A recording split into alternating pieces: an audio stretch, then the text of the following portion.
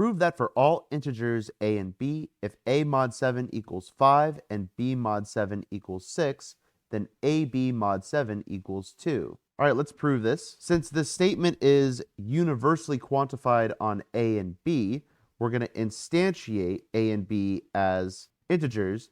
And since we're proving an if-then statement, we're going to also assume our hypothesis that a mod 7 is 5 and b mod 7 is 6. Now the goal is to show that ab mod 7 equals 2. Let's start by unpacking what these things mean. By definition of mod, this means that a equals 7 times some quotient q plus a remainder of 5. So we can write a equals 7 times some quotient plus a remainder 5 for some integer q. Similarly, we could do the same trick for b.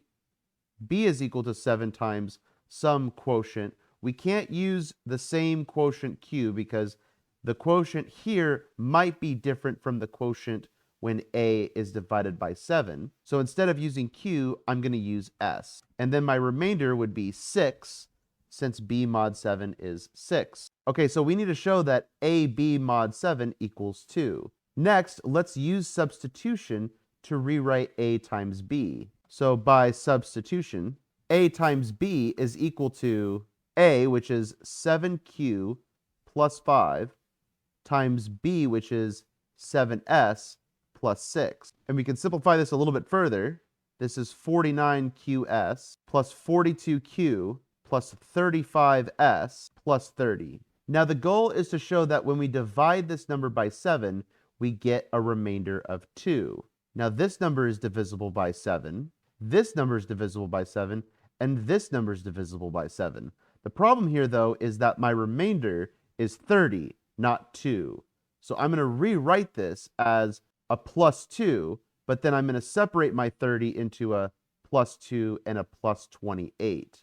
So instead of writing plus 30, I'll rewrite this as 49qs plus 42q plus 35s. But instead of plus 30, I'm going to write this as plus 28 plus 2. But now you can see that each term in this expression that I highlighted here is divisible by 7. So we can factor out a 7 and rewrite this as 7 times 7qs plus 6q plus 5s plus 4 plus 2. Now the next goal is to show why this is an integer. Since integers are closed under multiplication and addition, then 7qs plus 6q plus 5s plus 4 equals m for some integer m. So if we summarize, we can rewrite ab as 7 times some integer m plus 2 for some integer m.